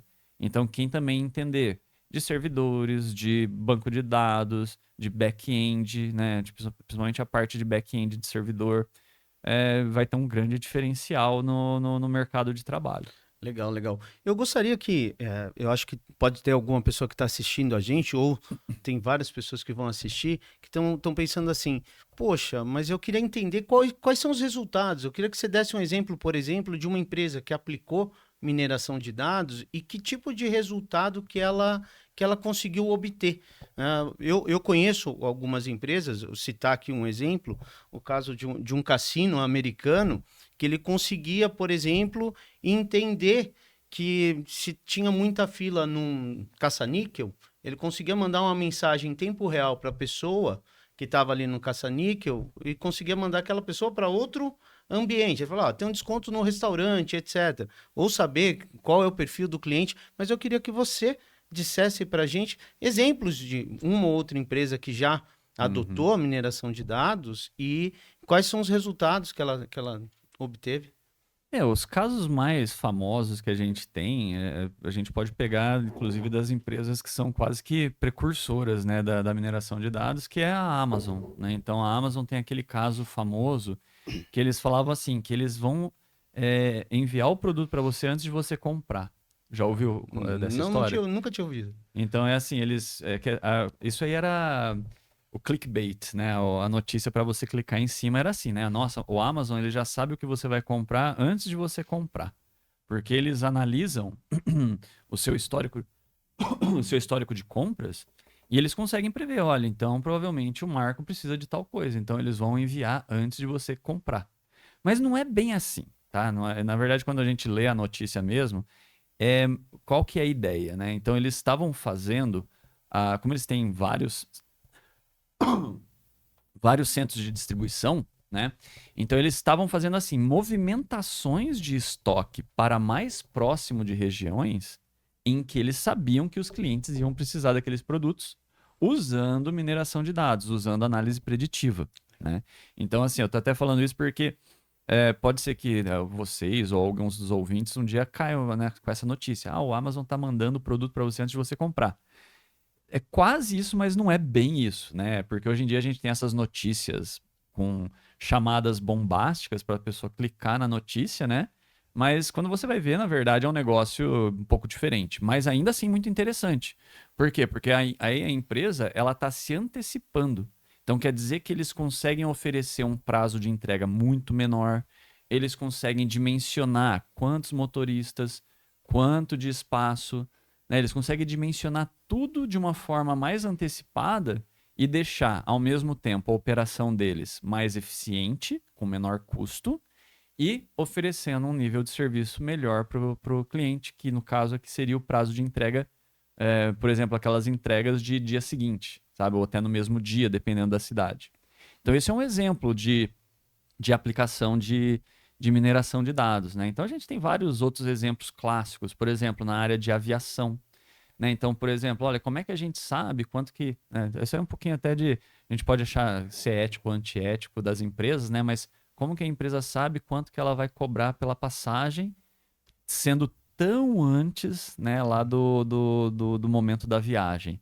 Então, eles utilizam modelos preditivos. Olha, esse voo nessa época, usando dados de anos anteriores, qual que é a expectativa de demanda. E aí eles conseguem prever com isso quanto que eles podem, né, no sentido assim, porque no fundo essas empresas, elas querem extrair de você o máximo do valor, ou seja, chegar no limite que você está disposto a pagar e o máximo que eles podem ganhar, né? Então, e aí eles conseguem utilizar esses algoritmos para conseguir chegar em boas soluções para quanto que a gente vai cobrar de uma passagem. E tudo isso vem com base em dados, porque vamos fazer o exemplo oposto. Vamos supor que você fosse uma empresa de aviação e você não tivesse nenhum dado histórico. Exato. Vamos supor que você não tivesse nenhuma base de dados, ou sei lá, pegou fogo lá no seu data frame, você não tem mais dados. Como é que você vai decidir qual valor cobrar? Você simplesmente vai olhar então para o seu custo operacional e talvez preços de concorrentes, tal, mas você não tem um histórico para saber, olha, será que desse voo eu posso cobrar mais caro? Agora, se você tem dados históricos, você consegue falar, olha, esse voo eu posso cobrar mais caro, nesse aqui é mais barato, porque historicamente aqui a demanda é menor do que nesse. E esse é só um exemplo, né, simples de aplicação de análise de dados. E aí a gente vê esse tipo de situação, por exemplo, hoje em dia a gente vai em farmácia. Farmácia é a mesma coisa. Por que os caras querem que você também coloque, cadastre lá no site da farmácia? É tudo para ter dados, para saber preferências, para saber como que eles vão maximizar a receita, né? Ou seja, nesse segmento de produto, quanto que a gente pode cobrar? E aí a gente chega em casos extremos, Marco, que eu até vi notícias recentes, assim, né? Tipo, desse mês, em que a gente tem empresas que elas mostram preços diferentes para as pessoas diferentes no site com base no seu perfil de cliente, porque você é uma pessoa que talvez esteja disposta a pagar mais por um produto do que outra. Legal. E aí a gente começa a entrar em toda uma outra área de mineração de dados, que são as questões éticas, né? Isso daí é o maior desafio hoje, porque se a gente for pegar desde a pandemia até agora, qual que é a palavra que todo mundo fala? É inteligência artificial. Que nada mais é, né? O que é essa O que é um inteligência algoritmo? artificial? O que é a inteligência artificial? Exato. Então, na verdade, tudo isso que eu falei até agora, né, de machine learning, mineração de dados, essa IA que a gente vê é um termo genérico para falar dessa mineração aplicada para resolver problemas do nosso dia a dia, ou às vezes para gerar alguns problemas, né? Então, ah, só vou finalizar o exemplo da questão da ética que eu ia falar, né? Porque assim, olha, eu vi, né, um vídeo mostrando, por exemplo, o pessoal, os motoristas, né, do Uber, né? Então eles se juntaram 5 numa mesma sala e colocaram os celulares assim um do lado do outro. E começaram a esperar as chamadas, né, os rides, né, as viagens, né? E aí para cada um, às vezes chegava o mesmo valor, mas para cada um, às vezes na mesma viagem chegava um valor diferente. Por quê? Porque provavelmente a empresa, né, a Uber, eles têm todo o histórico daquele motorista, eles sabem quanto ele ganha, eles sabem o que ele aceita, o que ele não aceita. Então eles conseguem prever, olha, se eu for pedir para ele, eu tenho que oferecer tanto para ele aceitar. Se eu for mandar para esse outro, tem que ser outro tanto. E isso daí pelo menos eu não sei se vocês concordam, mas para mim isso é uma forma antiética de se utilizar a inteligência artificial. E esse é o maior desafio que a gente tem hoje, porque a gente acabou criando uma tecnologia que ela é muito interessante, ela tem um potencial enorme, ajuda a gente em várias coisas, mas que daí algumas empresas, se elas puderem, elas vão usá-la de uma forma que vai extrair o maior valor para a empresa, mas não necessariamente gerar o maior benefício para as pessoas, né? Que é o que a gente vê em várias situações hoje em dia, de aplicação de IA, por exemplo, uma área que IA é muito polêmica é na área de seleção de pessoas, né? Então a gente tem IA para automatizar a leitura de currículo e definir quem que vai ser selecionado ou não, ou quem que vai para uma próxima etapa ou não.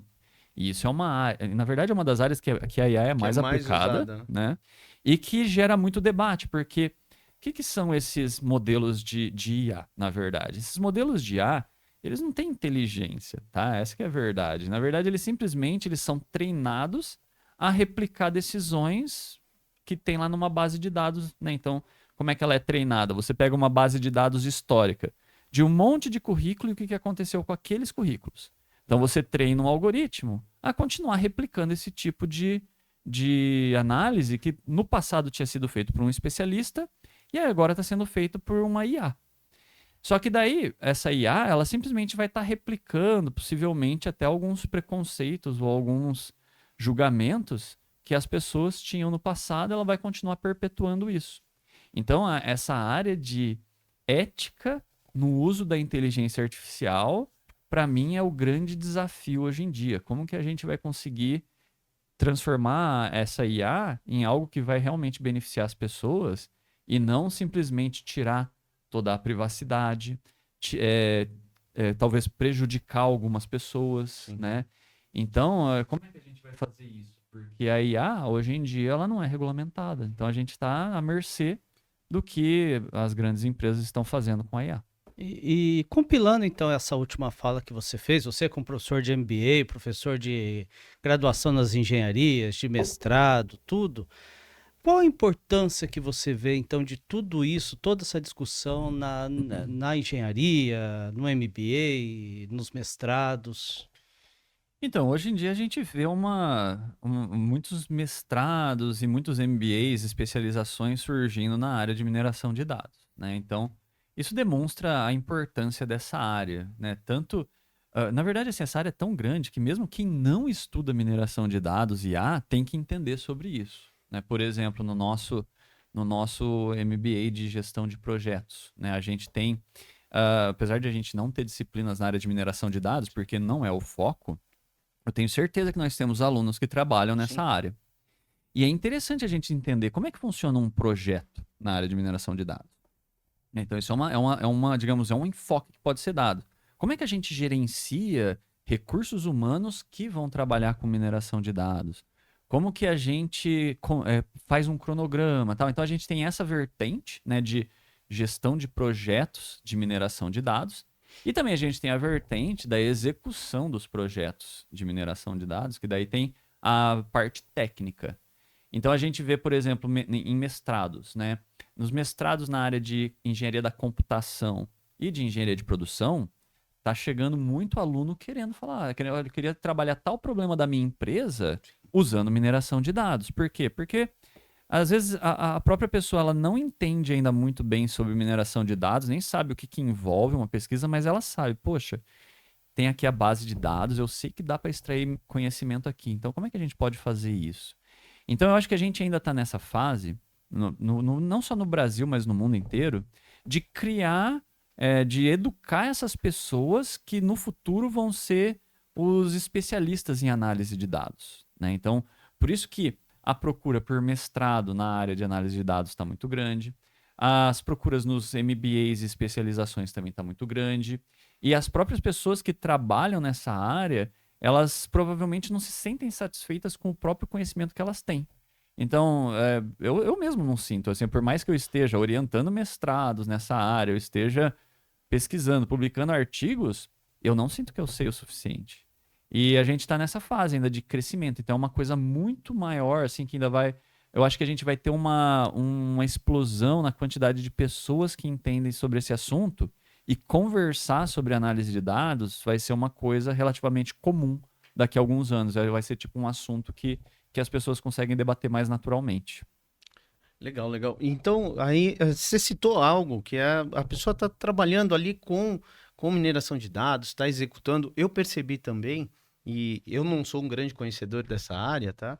Que as soluções são customizadas, empresa a empresa. Então, se eu for, não vai.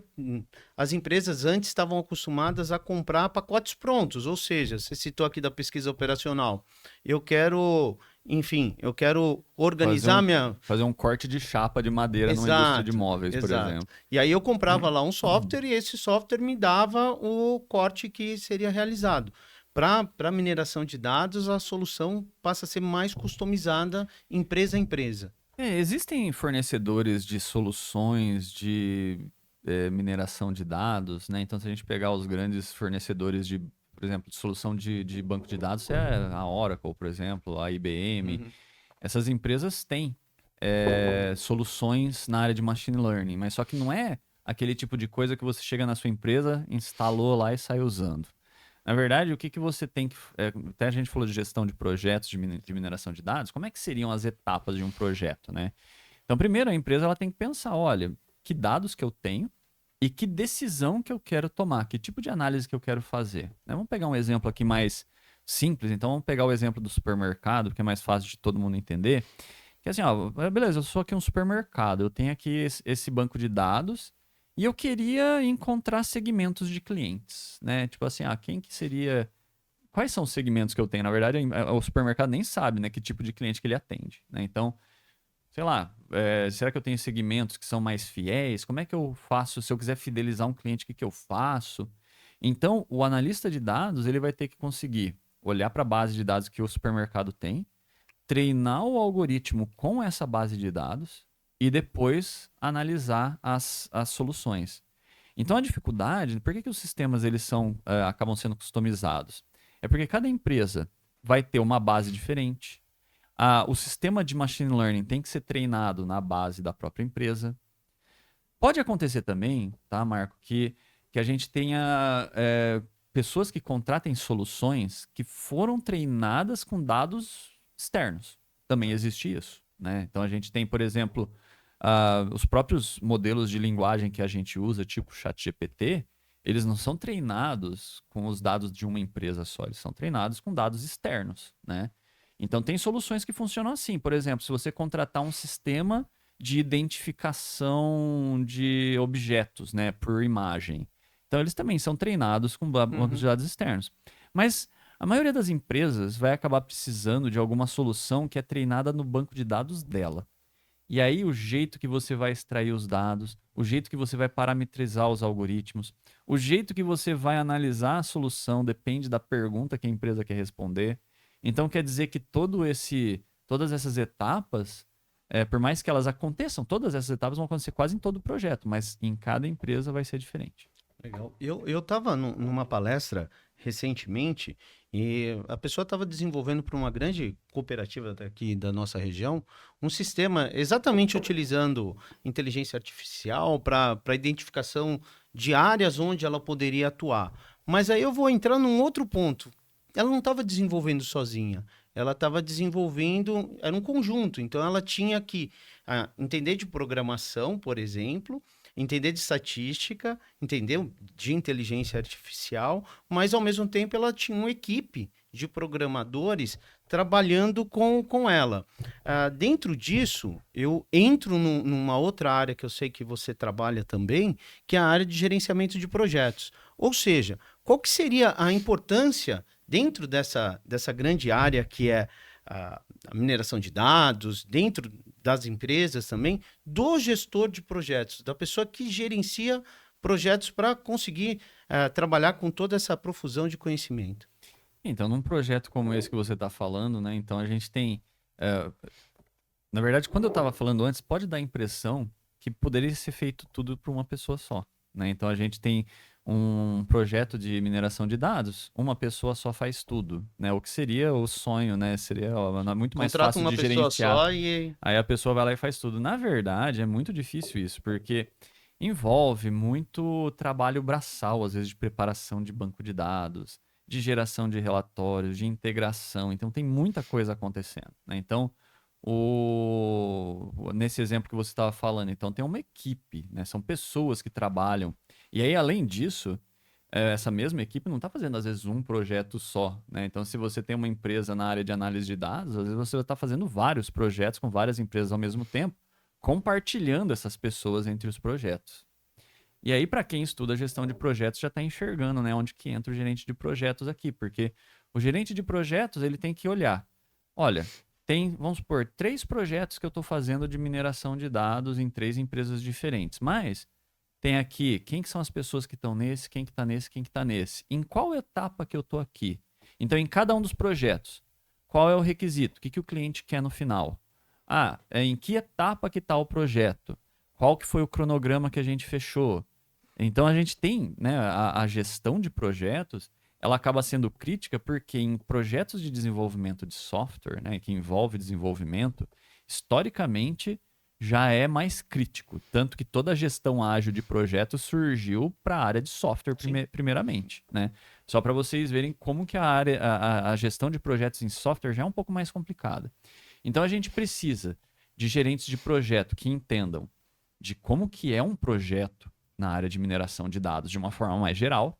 Ele precisa entender ferramental, tanto da gestão de projetos cascata, como da gestão ágil de projetos, porque um misto dos dois vai acabar sendo o ideal. Ele tem que entender quais são as competências que ele precisa na equipe para cada projeto. Então, olha, se eu tenho nesse cliente um projeto X, aqui tem um projeto Y, que tipo de profissional que eu vou precisar na minha equipe de projeto para conseguir entregar esses requisitos? Então, ele tem que decidir quais as competências que precisa, quem que vai estar em cada projeto. Tem que também, para tornar esses projetos mais eficientes, ele tem que definir, olha, quais são os padrões, né? Se surgir um 4º projeto, eu vou começar tudo do zero de novo? Ou eu já vou ter um padrão de projeto para novos clientes? E aí eu torno a minha gestão mais eficiente. O gerente de projeto tem que saber, com essa equipe que eu tenho aqui, quantos projetos eu consigo pegar? Então, é muita decisão que, para um programador, entendeu? A gente tem que pensar assim, o cara que é o programador, que está lá fazendo lá o algoritmozinho de machine learning, ele não está pensando nisso. Ele está pensando na tarefa que ele tem que cumprir. Mas a gente precisa ter alguém que está olhando o projeto ou os projetos de uma forma mais ampla e tomando essas decisões de projeto. Por isso que assim, quase, eu não consigo nem visualizar como que uma empresa na área de mineração de dados conseguiria entregar uma solução para um cliente sem ter alguém que é denominado como gerente de projetos. Ok, é que a gente está entrando numa área que é a gestão de projetos, que eu acho super relevante, tá trabalhando com esse conhecimento e está passando, porque a gente falou aqui de mineração de dados, falamos de pesquisa operacional, mas sempre tem que ter alguém que por trás, né? Ou seja, tem que ter alguém que vai estar comandando todas essas atividades para fazer com que isso se torne viável dentro da organização. Às vezes, até mesmo, eu imagino uma empresa que está lá com um banco de dados gigante, que tem uma equipe e que tenha que ficar escolhendo, por exemplo, qual projeto deve realizar primeiro, né? E tem algumas técnicas que a gente pode utilizar tanto para gerenciar a escolha desses projetos, como também para avaliar o risco, né? Ou seja, que risco que esse projeto estaria incutido? Como que eu posso diminuir um risco da entrega desse resultado? Eu queria que você falasse um pouquinho disso também para a gente. Então, esse tipo de decisão, Marco, é quase uma decisão estratégica das empresas, né? Então, eu vou dar um exemplo que é o oposto disso. Quando eu falei lá para vocês que eu trabalhava lá numa empresa de software em 2004, 2003 e tal, naquela época eu não tinha a menor noção de nada disso, de gestão. Então, o que que acontecia? Qualquer ideia que surgia, eu achava que era boa. Eu falava assim, nossa, vamos fazer um software para padaria? Vamos fazer. Ah, vamos fazer um software para imobiliária? Vamos fazer. E a gente não parava para pensar, né, no risco, se a gente deveria fazer isso ou não, se isso se enquadra no nosso direcionamento estratégico da empresa. Então a gente não tinha a menor noção. Hoje em dia, né, para uma empresa que vai trabalhar com projetos, né, de mineração de dados, provavelmente ela vai se questionar assim: olha, surgiu um novo cliente. Primeiro, será que eu vou pegar esse projeto? Será que esse tipo de projeto, se eu colocar ele no meu portfólio, ele vai estar agregando, né? Ou seja, ele está alinhado aos nossos objetivos estratégicos, ele está alinhado às nossas competências. É algo que pode gerar um risco nos demais projetos, tá? Porque vamos supor que surge um projeto que precisa de competências que eu não tenho na empresa. Então, eu posso tomar a decisão de, olha, eu acho que eu não vou pegar esse projeto, ou se eu for pegar, eu sei que existe um risco de o cronograma atrasar. Ou eu tenho um risco de eu acabar tendo que deslocar mais pessoas para esse projeto e atrasar os outros. Então, essa visão ampla, né, a gente tem quando a gente analisa a parte tanto da gestão de portfólio de projetos, como a parte de riscos. Por isso que eu falei um pouco lá atrás, né, que a gente precisa na área de gestão. A gestão não é uma fórmula matemática que fala pra gente assim, olha, tá aqui, ó, o seu risco é esse. E aí você já tá Gente, se fosse assim, a própria IA ia analisar o risco, tá? Na verdade, o que que a gente precisa? A gente precisa de ter um repertório de ferramentas, como gerente de projetos, para conseguir olhar para esses projetos, definir quais são os critérios de risco que a gente vai considerar na nossa empresa, e aí para cada novo projeto, ou para cada projeto já em andamento, a gente ir avaliando qual é o grau de risco e ir respondendo. E isso, na verdade, não vale só para projetos de mineração de dados. Isso é a atuação do gerente de projetos no dia a dia, né? A gente tem, né, Marco, a gente tem a disciplina de práticas, né, no MBA, Exato. que ela serve para dar esse tipo de vivência, né? Então, a gente está tem um dos grupos que eu estou orientando, a gente está fazendo exatamente isso. Então, a empresa trabalha na área de construção, não vou falar qual é a empresa, né? E aí, qual que é a grande dificuldade deles? Nessa empresa de construção, surge um monte de edital de licitação que eles poderiam participar. Aí tem um monte de empresa também que pede orçamento para eles. Só que numa empresa de construção civil, fazer um orçamento não é assim, eu acho que eu vou cobrar 1 milhão nisso aqui. Só para fazer o orçamento é quase que um projeto. É um né? projeto e tem um custo envolvido, né? Exatamente. Então eles têm que pensar, olha, qual orçamento eu vou fazer? Então a gente está desenvolvendo uma série de critérios para eles tomarem essa decisão. Olha, dos pedidos que estão chegando e das possibilidades de negócio que a gente tem, qual que a gente vai abraçar, né? E para isso a empresa precisa ter algum critério de priorização. Daí entra a questão até de tomada de decisão multicritério, gestão de risco, gestão de portfólio. E aí a gente vê que, por exemplo, num MBA de gestão de projetos, é até interessante porque a gente tem várias disciplinas, cada disciplina tem um nome diferente, mas no fundo, todas elas se conversam, sabe? Tipo, a gente pega gestão de cronograma, gestão de portfólio, gestão de risco, aí pega tomada de decisão multicritério, toca gestão de pessoas, tudo mais. Tudo isso é interconectado. Um gerente de projetos ele tem que saber tudo isso para conseguir gerenciar projetos de forma efetiva, senão a gente vai cair na situação que é o que muitas empresas têm, que a gente tem projetos atrasados, Tem projetos que às vezes desaparecem, principalmente quando é projeto interno da empresa. Olha, tinha um projeto lá que desapareceu, ninguém nem fala mais naquilo, né? Projeto que está com o orçamento tudo, né, já está no prejuízo. Então, a gente precisa, ao mesmo tempo, né, para toda essa área de mineração de dados e qualquer outra área ser eficiente, a gente precisa também de pessoas que consigam olhar o projeto como um todo e manter esse projeto dentro do escopo, olhando nos requisitos do cliente, dentro do cronograma, controlando riscos, reagindo aos riscos, né? Então é muita coisa que acontece. A gestão de projetos, a gente olha ela de uma forma muito... tipo assim, é como se fosse técnico de futebol, né? A gente pensa que qualquer um aqui poderia ser técnico de futebol e todo mundo acha também que poderia ser gerente de projetos. Porque o que é um gerente de projetos? É só ver se as atividades estão seguindo o cronograma. Não é bem assim, gente. É muita coisa que acontece, é muita variável que se interrelaciona, muita coisa dinâmica acontecendo, é muita decisão que tem que ser tomada e gestão de projetos é muito complicado. Então, eu vou ser bem sincero para você, Marco. Se eu fosse falar assim, o que é mais difícil? Gerenciar projeto ou fazer um projeto de mineração de dados, tudo com programação e matemática no meio? Gerenciar projeto é mais difícil do que a mineração de dados. Porque as coisas são muito interconectadas. Para gerenciar o projeto, você vai ter que ligar com as partes interessadas. Se não tiver tudo trabalhado com as partes interessadas, você não vai lidar direito com os custos, que vai influenciar no escopo, que vai influenciar nos requisitos, na gestão da qualidade, para os índices de performance. É tudo muito interconectado. E deixa eu te perguntar uma coisa, uma opinião sua. Tem muitas tecnologias emergentes, você já até colocou o próprio ChatGPT, que são as IA generativas. Você acha que essas tecnologias emergentes, elas podem contribuir de alguma forma para o gerente de projetos hoje? Bom, hoje, né, eu desconheço tecnologias de IA que são voltadas especialmente para a gestão de projetos, né? Mas assim, o uso de várias ferramentas esparsas, né, como o próprio ChatGPT, pode agilizar um pouco o processo, né? Então, principalmente na parte de geração de alguns documentos, às vezes para você perguntar, né, você joga lá o documento para o ChatGPT e fala assim, olha, você consegue transformar isso aqui em pontos que eu posso conversar com o cliente? Só que a gente tem que sempre pensar assim, esse tipo de ferramenta é ferramenta de auxílio à decisão.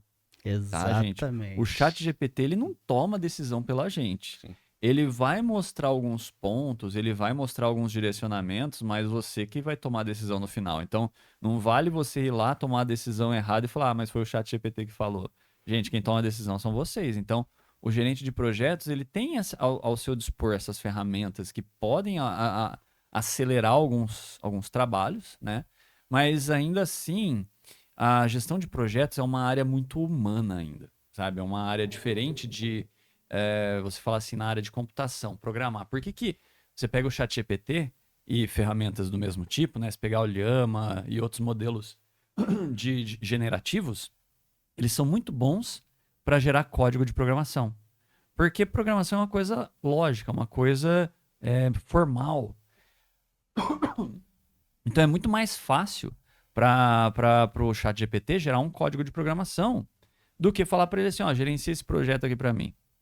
Então, hoje, quando a gente pega as áreas formais, modelos de IA funcionam muito bem. Agora, em áreas mais humanas, como a gestão propriamente dita, né? Então a gente fala assim, olha, gestão de projetos, você tem que se relacionar com o cliente, você sabe o tipo de palavra que você vai usar com aquele cliente, como é que você vai, o que ele quer. Às vezes você não consegue nem colocar em palavras, mas você sabe o que o cliente quer. Você também sabe como conversar com a sua equipe. Então, a dificuldade assim da gestão de projetos é essa questão de você ter essas habilidades, esses soft skills, né? De você conseguir se relacionar bem com pessoas, de você conseguir ser um bom líder, de você conseguir ter ideias para superar problemas que não são óbvias. Por isso que eu acho que hoje não existe ferramenta de IA que automatize Não a existem gestão de soluções projetos. milagrosas. Exatamente. Se alguém falar, eu seria cético a princípio, tá? Se alguém falar que tem uma. E aí eu diria assim, que eu acho que pensando nisso agora, eu acho que a gestão de projetos vai acabar ficando cada vez mais relevante, porque a parte mais automatizável dos projetos, que é a parte mais operacional, isso possivelmente num futuro próximo a IA vai estar tomando o espaço de muita gente. Mas na área que é mais humana, de relações, de liderança e de relacionamento com o cliente, eu acho que nisso que o gerente de projetos vai acabar se diferenciando. E aí entra, né, uma coisa que eu até falo na disciplina de práticas, que é o desenvolvimento de soft skills, que a gente faz esses trabalhos práticos para conseguir desenvolver esse relacionamento com outras pessoas, essa capacidade de liderança, essa capacidade de olhar para uma situação e pensar numa solução que não seria gerada por um chat GPT, né? Porque assim, olha, se a gente achar que todo o nosso trabalho pode ser jogado para uma IA fazer, então a gente está dizendo também que a gente é facilmente substituível. E aí a gente tem que procurar onde que a gente pode contribuir de forma que a gente está dando um diferencial e a gente não é substituível por uma IA. Isso que é o grande dificuldade do gerente de projetos hoje. E, na verdade, é uma dificuldade e uma oportunidade, porque eu vejo que é possível até que programadores sejam substituídos por IA, mas gerente de projeto eu acho muito mais difícil. Legal. Eu vejo assim, bom, primeiro que a gente já está indo para quase 1h30 de conversa, passa rápido, né? E os assuntos vão evoluindo, vocês vão percebendo que a gente passa por vários assuntos, indo desde a programação propriamente pura, indo para inteligência artificial, depois caindo em gerenciamento de projetos, caindo em soft skills, competências, né? Você acaba voltando, mesmo trabalhando com várias tecnologias, a gente acaba voltando para o lado humano, para a questão de pessoas, e aí programar pessoas é quase impossível, ou melhor, é impossível, né? Ou seja, você conseguir coordenar todos esses elementos, e a gestão de projetos traz um pouco disso. Ela traz um pouco de uma tecnologia ou de um ferramental para que você consiga gerenciar projetos de forma mais adequada. Eu vou colocar, a gente faz aqui algumas perguntas mais rápidas, tá, Rafael? E indo para esse lado mais de soft skills mesmo, que às vezes a pessoa está ali, está querendo estudar, e ela fala assim, poxa, mas como que eu posso formar uma competência? E eu vejo um pouco por esse lado. Então eu vou fazer algumas perguntas rápidas, eu sei do teu outro gosto também, eu queria que você me dissesse aqui uma música. Música? Poxa, uma música em que sentido? Uma música que você acha relevante, que pode influenciar um gestor, ou seja, se a música pode influenciar alguém a criar competência. Poxa, que música? Na verdade, assim, a música propriamente dita, ela desenvolve muitas coisas, né? Eu não saberia dizer uma música especificamente que teria relação, às vezes, com soft skills, com competências. Mas assim, ó, da minha cabeça, assim, Exato. eu diria uma que é legal é aquela do Rolling Stones, eu acho que é You Can't Always Get What You Want, Legal, né? legal. Que é uma bem legal, assim. Mas assim, pensando, né, em sentido... porque assim, a música, eu acho que para quem gosta da área de gestão, estudar a parte de produção musical, né, tem um cara que eu acompanho muito no YouTube que se chama Rick Beato, que é um produtor musical muito... Hoje ele não trabalha mais com isso, mas é um cara...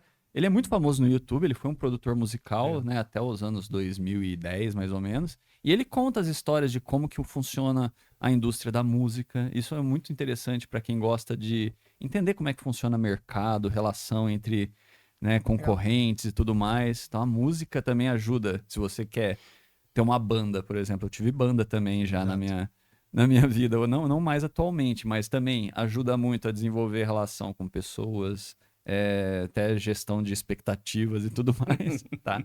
Então isso eu acho muito legal, mas de música mesmo, poxa, Fala uma que tá na tua playlist, o que você veio ouvindo pra cá? Ultimamente eu tenho ouvido muito música country. Legal. Eu tava ouvindo... Legal. Ó, Que bom, vindo que pra bom. cá, vindo pra cá, eu tava Fiquei com medo de ouvindo... você falar outra coisa.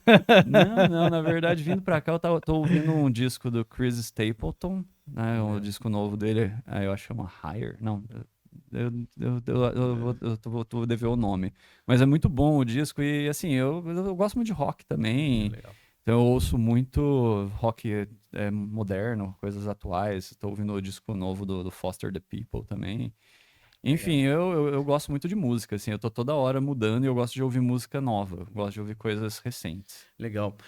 Eu queria pedir para você um conselho, assim, eu sei que a gente tem várias pessoas que estão nos assistindo aqui e o YouTube às vezes tem um público mais jovem. Eu queria que você desse um conselho para quem está, ou é um jovem gestor, ou está estudando administração, contábeis, ou está fazendo um MBA, ou começou a fazer engenharia. O que que você diria, assim, para essas pessoas? Uma recomendação que você acha, fala, poxa, eu encontrei essa pessoa aqui, ela está começando a estudar computação, qual que é o conselho que você poderia dar para ela?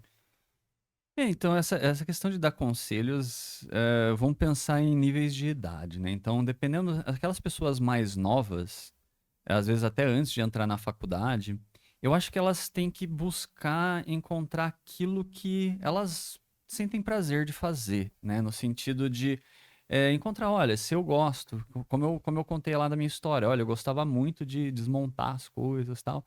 Então, tem que encontrar qual é essa coisa que você gosta e começar a desenvolver aquilo. Porque aqui a gente falou muito de tecnologia e tal, né? Então a gente tem esse viés de ir para a área de matemática, engenharia, computação, tal.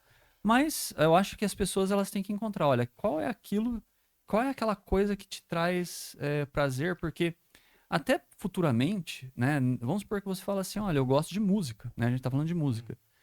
E mesmo se no futuro a pessoa vai trabalhar com gestão, ela ter se envolvido com isso, ela ter, por exemplo, olha, eu tive banda, aí eu tive um monte de gente que eu tive que gerenciar relacionamento, a gente tinha planos que a gente cumpriu ou não, né? Isso vai criando aquele caráter na pessoa que lá no futuro, quando ela estiver trabalhando no mercado de trabalho, isso vai refletir nas decisões que a pessoa toma, né? Um outro exemplo que eu gosto muito de dar é assim, olha, faz um esporte. Para mim, assim, uma coisa que foi definitiva, assim, em muitas coisas da minha personalidade é que quando eu era jovem, adolescente, eu jogava vôlei, mas assim, num sentido mais até competitivo, né? Então, eu tinha um técnico, então você começa a criar essa questão, olha, como é que a gente conversa com o técnico, como é que você, às vezes, vai conversar com os outros colegas do time, às vezes você vai estar no banco, você vai estar frustrado, mas às vezes você vai entrar e você tem que decidir, né? Então, esse tipo de experiência, por mais que não seja diretamente ligado à gestão, vai formar o caráter da pessoa de uma forma que eu vejo que é muito positiva para quem vai trabalhar no futuro com gestão de pessoas, alguém que um dia vai ser um líder em gestão de projetos. Então, você ter se aberto a essas experiências, né? Até extracurriculares, isso ajuda muito. Olha, você está lá na faculdade, participa, né? Você está na graduação, participa de empresa júnior. Se coloca, mas eu não sei nada, coloca a cara a tapa. Você tá na... É o momento de errar, né? Exatamente, você está na faculdade, é a hora que se você errar, qual que é o pior que pode acontecer? É o professor te dar uma nota um pouco mais baixa. Agora, quando você está no mercado de trabalho mesmo atuando, você errar, as consequências são muito maiores. Então, quando você está na faculdade, se dá a chance de errar, se arrisca, né? Eu acho que as minhas dicas, elas não são muito conteudistas, mas elas são mais dessa... Eu vejo assim que falta muitas vezes em alunos essa disponibilidade de se arriscar e tentar fazer aquilo que não sabe, porque ali é a hora de você errar. Você criar até um pouco de calos, né? E chegar no mercado de trabalho e falar assim, pô, já passei por isso lá na faculdade. Eu cito para os meus alunos, alguns deles às vezes são tímidos e a gente vai falando na hora de formar competências e etc. Eu dou aula de competência, mas é super complexo você formar uma competência. Poxa, você tem dificuldade de apresentação na época da faculdade? Faça apresentação.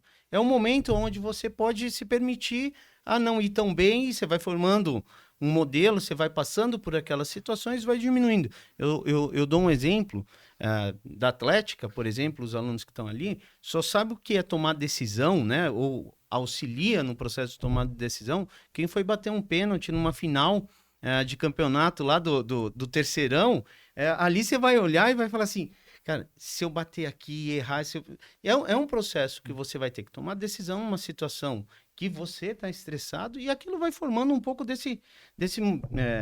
da competência que vai ser necessária lá na frente. Então, eu vejo que aquilo que você colocou, que as atividades que são extras, que vão formando também o profissional que a pessoa vai ser, seja ele programador, seja ele gestor de projetos, seja administrador, essas experiências, e a gente falou um pouco de faculdade também, essas experiências externas são fundamentais para a pessoa formar um pouco desse conceito. Eu queria fazer uma última pergunta, depois se o Reginaldo tiver mais uma também, por favor.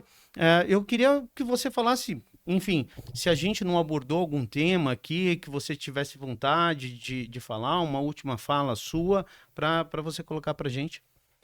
Na verdade, né, a gente tocou em vários temas aqui, foi interessante a conversa, porque eu acho que o que sai aqui dessa conversa é essa questão de como que vai ser o nosso futuro considerando todas essas evoluções tecnológicas, né? Porque a gente tem desafios tanto da parte ética de como usar essas novas tecnologias, mas também a gente precisa de pessoas que vão desenvolver essas tecnologias.